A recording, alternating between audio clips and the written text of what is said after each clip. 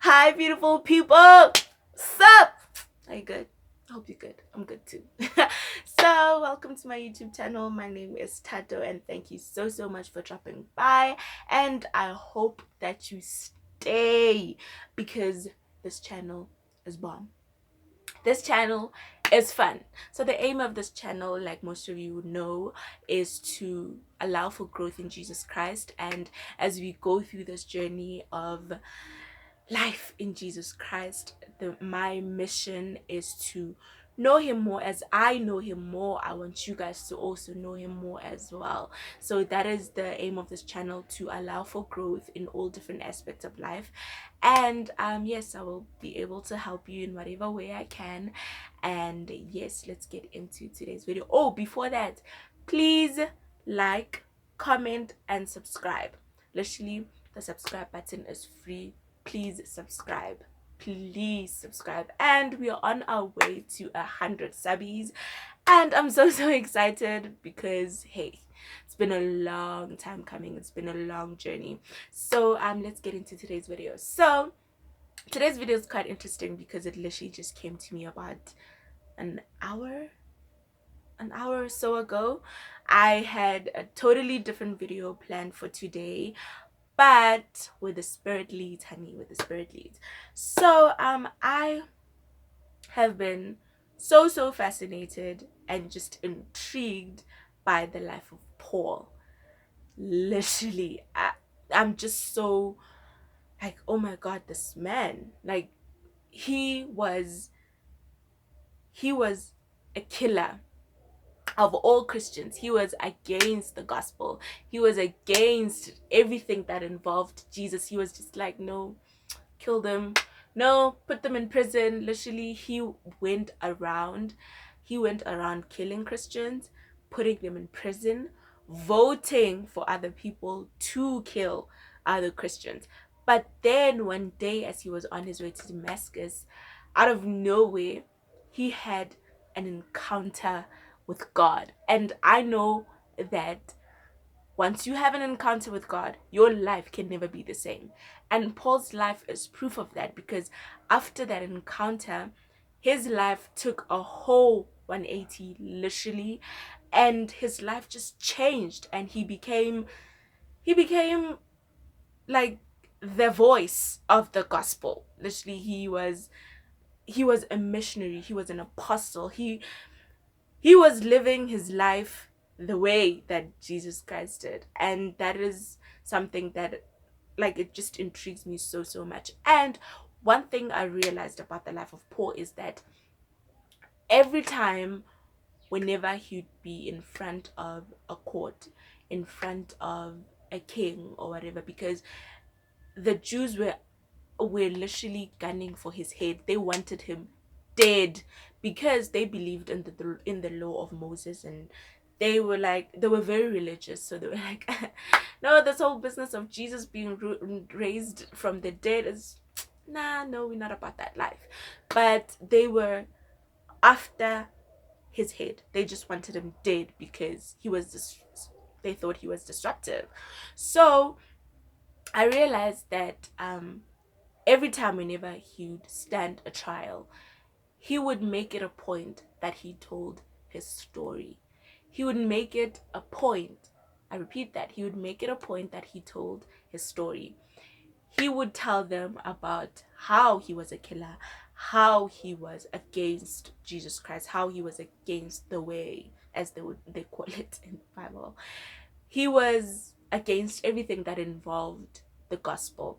But then he had an encounter with Jesus Christ. And the most beautiful thing about it is that when he had that encounter with Jesus Christ, the first thing, okay, so there was like a huge, like a really bright light that came to him.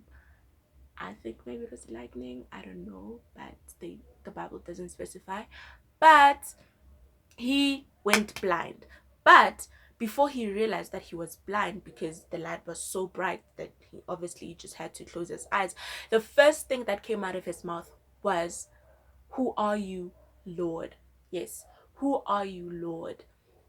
It's so amazing how he did not say anything else that involved either the people that he was with or anything else in the world. But he said, "Who are you, Lord?" So he knew that Jesus was very powerful. He knew, he knew. He just was, maybe he was just in denial, or he was just like, "Yep, not about that life," just like all the other Jews as well. So, yes, that is what he said. And like I said, he made it a point to always tell his story all the time. So I thought, why not just let you guys know of my journey of faith. So, okay, let's get into that. So, my name is Thato, and I was born 21st of October 1990. I'm kidding. But I grew up in a family that went to church, obviously. And my grandmother is the one that always made it a point that we go to church and everything. But the funny thing is, I'm so nervous. Okay, whew. All right. So I think it was grade 5. Grade 5, yeah. That is when in my whole family, well, my aunt was in Joburg, so I started going to a new church, Bazalwane. I became a convert, Kabamzalwane. So because my grandmother was still in another church, was still in another church.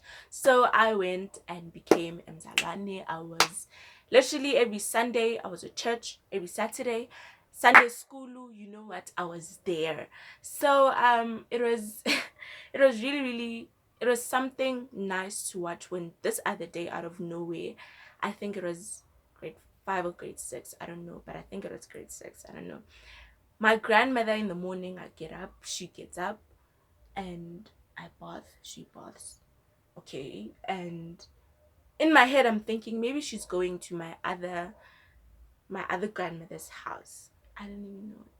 Yeah, my other grandmother's house, which was not so far from the church that I went to. Literally, it was the church, it was a street, and then at the corner it was her house. So I thought maybe she was going there. But we walk together, we go to church. I get in first because she was at the back. She was with my aunt. How Mugelen? I'm in the church. The door opens. I look back. Everybody looks back, obviously, because it's those small churches, obviously. So everything that happens at the back, we have to see. So I look back. How? My girl just walked into the church, and I'm like, yeah, God, what's that?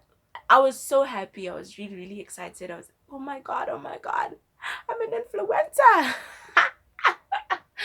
It is so, so amazing to watch her to get into the church. It was her first time at a Bazalwane church.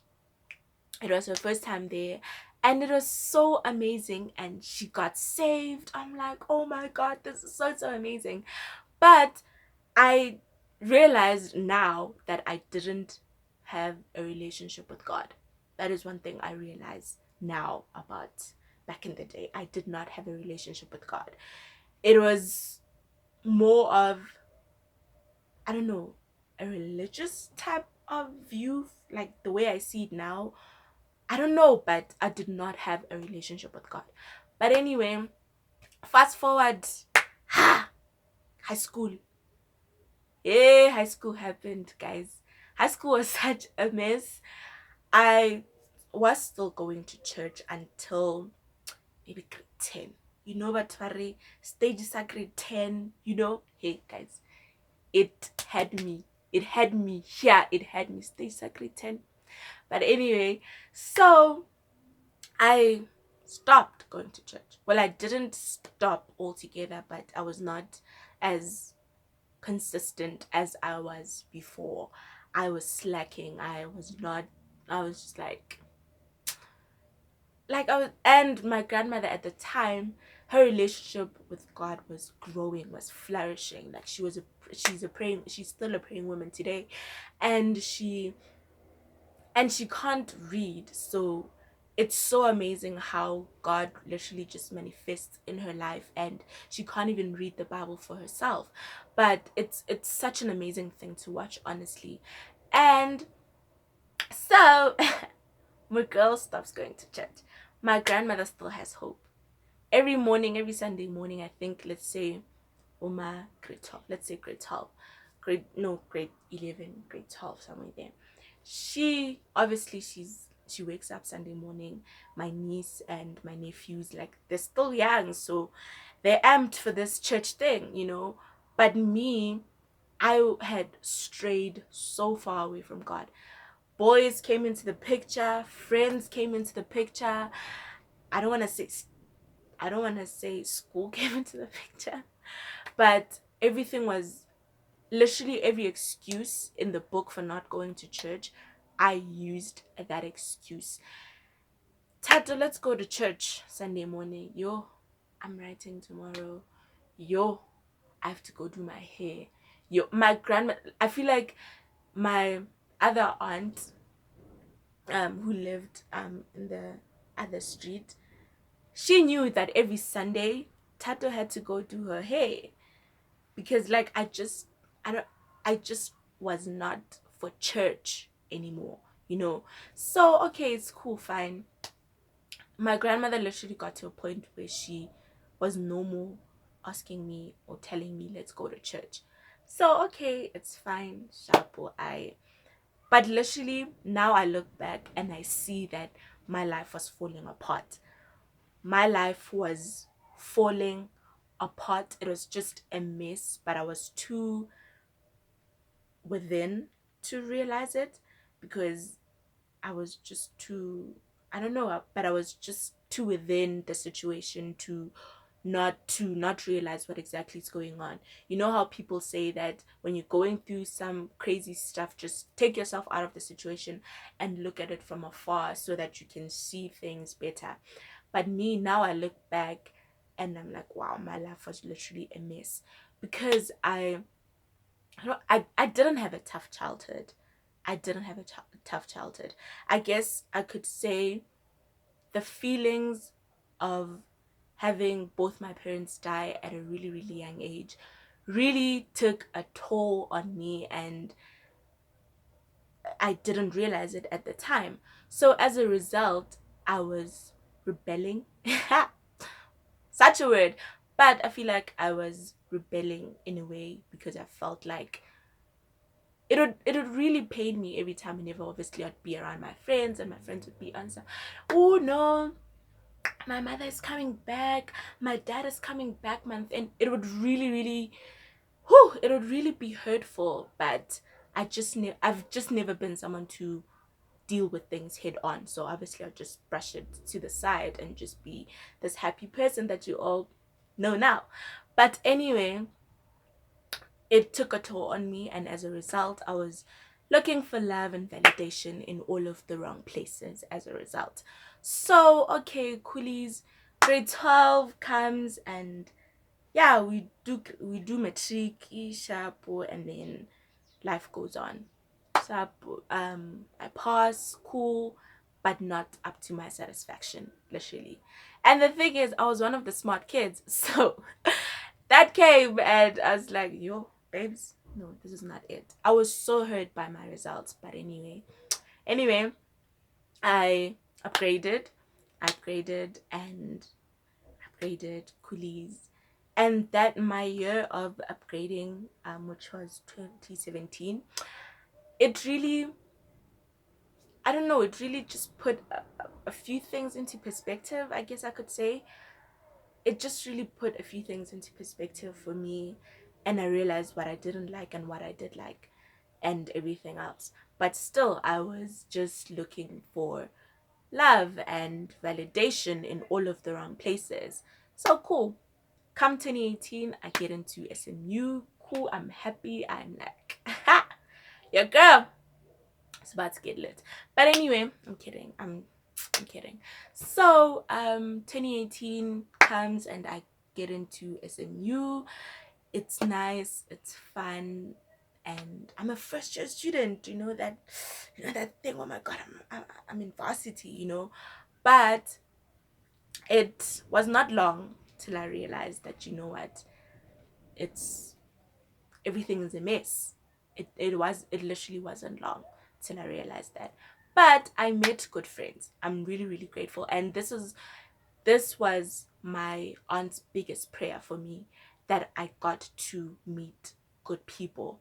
Because varsity it's very easy for you to just get swayed and go left because everybody is going left. Literally, varsity is the devil's playground. He has so much power over varsities. It's so saddening, really. And that was my aunt's biggest prayer, that I got to be around good people. I got to be around like good people, who had at least the same vision, who were there to get their degrees, who were not involved in partying and all of that. Yeah, I know. But I am really glad, like I really, really thank God for answering this prayer on my aunt's behalf. Like, I got good friends. How I met them. So cool. We had a first year's picnic, and that's where I met two of my friends, and we went on to become friends. At the time I was still living on campus. So, and then come, I think May, I moved from campus and moved to one of the residences in town. So at the time I had a boyfriend, guys. At the time I had a boyfriend, and due to the fact that I had bad relationships from high school and everything, I thought this was the guy. Like, he was so good in my view at that time. So anyway, I moved to South Point, Coolies. I moved on a Saturday, and on Sunday my friend had invited me to church prior to that, like during the week or something. So I went because deep down I wanted to be part of a church. Yeah, basically, I wanted to be part of a church. I wanted to find a church. Cool. I go to CRC that Sunday. Pastor Art is preaching. I don't even remember what he was preaching about, but I do know that when that altar call came and he said, you're not right with God. You know that. I didn't go. I did not go.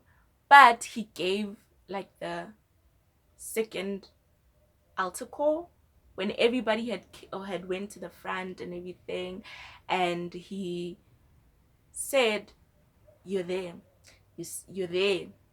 Don't worry about the people next to you. Just come and make this decision. It's for your own good and all of that.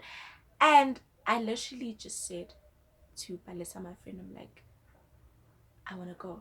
And just like, okay, let's go. Very enthusiastic. But anyway, we went to the front. I accepted Jesus as my Lord and Savior. And that was when the journey started, guys.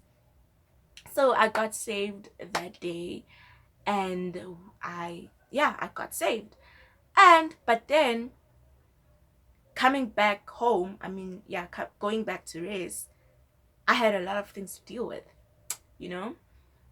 I realized also that a lot of things were just going wrong. And as one of my friends would put it, those internet prayers, I prayed that kind of prayer. I was like, God, if there's anyone in my life that is not supposed to be in my life, God, remove them. No matter however that I try to hold on to them, God, just hoa, babes, hoa mudim hoa, just take that person away. Literally after that prayer, guys, probably a week or less. Probably a week or less. Guys, I was single. It hurt. Guys, I don't even lie. It hurt so much because I was like, oh my god. Oh my god, did this really just happen? But anyway, I'd be watching. I remember I was watching this series, yeah, Pastor Mike Todd, and he was like, I think it was relationship goals. Yeah, that series I recommend everyone to watch. So he says that some of you guys are afraid to pray to God to remove unnecessary people in your life because you know that it's gonna be your husband or it's gonna be your wife. Ooh, okay, but anyway, we're not there. Anyway, I was single. I was hurt. I was hurt. I was hurt, but then I grew from that because that breakup propelled me to be so dependent on God. Cool, I joined home cell. And my I don't say this enough. Literally, I say this so many times, but I know that I don't say it enough. My biggest growth literally came from fellowshipping with my home cell. Like, so much growth, it came from that, and I'm so grateful for my home cell. And yes, so anyway, I joined home cell, and there was this one time that I got to a place of total surrender. I was just like, God, I cannot do this on my own. I can't, because a lot of things now are just starting to, I don't know, pop up. All of the things that I'd always brushed off, all of the things that I had just always kept the door locked not to ever let anything out, and everything. And the fact that every time whenever I'd go through something, I don't say anything, and that really put a lot of strain on me. And this other time, like, at the I was just at a place of total surrender. Like, God, I cannot do this on my own. I can't. Have your way. And when I say that God listens, when I say that when you get to that place of total surrender, when you get to the end of your strength, literally, God pulls through. His grace is sufficient and enough for every situation, for every season of your life, no matter how. His grace is what makes us get through the day, literally. And I am so glad that I'm so thankful for the journey that led me to Jesus Christ, because trust me, I believe that I would have been such a mess even still today. And I'm so grateful for every person, for having such beautiful friends, for having such beautiful leaders at church, for being around people that always speak life into you, when you're going through it, when you're going through the most, and they lift you up in their prayers and stuff like that. I'm so grateful for each and every person that is in my life, because wow. But anyway, that is just the start. Like, I believe that my entire life, even before God, what is it again, pre Jesus, yeah, pre-Jesus. I think so. My life pre-Jesus sounds so weird, but my life, even before I made that commitment, that total commitment to serve God, to be a disciple, it is all for his glory, because that is the journey that has led me to him. That is the journey that has shaped me in a way, because honestly, God has been good. I have seen him work wonders in my life. I got saved in May of last year, but the growth that I've had between last year May and today is so tremendous. It's so beautiful, and I'm just in awe of God's goodness every day, because he's just that good. He's such an amazing God. And wow, literally. And I'm now an altar worker. Now an altar worker. Okay, what is an altar worker? I'm recruiting. What is an altar worker? An altar worker is someone that prays and counsels for the new salvations. After you accept Jesus Christ as your Lord and Savior, we go to a VIP room, and we get to just speak to you in a bit and just pray for you, with you, and all of that. I'm an altar worker. I am on a journey of becoming such and such a powerful intercessor. I'm a homestead leader. I am just so passionate about the things of God that I know that it is just because of my surrender to him. It is just because every day I get to surrender all to him, because surrender is not a one time thing. It's not a, okay God, I surrender everything to you and then you leave it at that. Every day you get to live a life of surrender, because you get to sin every day as a human being. But anyway, I'm really, really thankful for where I am today. And it is my story for his glory. And I'm so, so excited for more to come. I'm so excited for my future, because I know who holds it. I know the author and finisher of my faith. And I'm so, so happy that, you know what, I have such an amazing God. He's so good and he's so amazing. And I'm just in awe of him every day, literally. And I advise you not to be ashamed of where grace found you, not to be ashamed of your life before Jesus, because your testimony sorry, your testimony might be helping the next person. Why are you not telling your story? Tell your story, so because there are people who might be going through the same thing that you went through, but now because you overcame it, you get to help that next person to overcome it as well. Why are you not telling your story? Tell your story, just like Paul was literally telling his story everywhere he went. Literally every time, whenever he'd stand in front of a court or whatever, he'd tell his story. Tell your story, never be embarrassed about it. You are a new person, you're a new creation, and you have on Jesus like you have on new clothes, honey. Just tell that story, tell it. And the freedom that comes with actually telling your story, the freedom that comes with actually telling your how you went through the most, in the back, what how you went through the most back in the day before Jesus Christ. Trust me, it is so amazing, it is so beautiful, and I advise you guys to talk, just testify. You get to beat the devil by testifying, because by not testifying, he keeps you in a place of bondage, of fear, of embarrassment. But the minute you start talking is the minute everything just starts changing. And I really, really advise you guys to tell your story. And yes, that brings us to the end of today's video. I hope that you guys loved this video, and comment down below your testimony, comment down below your story. Just let loose, just tell it. It doesn't have to be everything, but tell your story.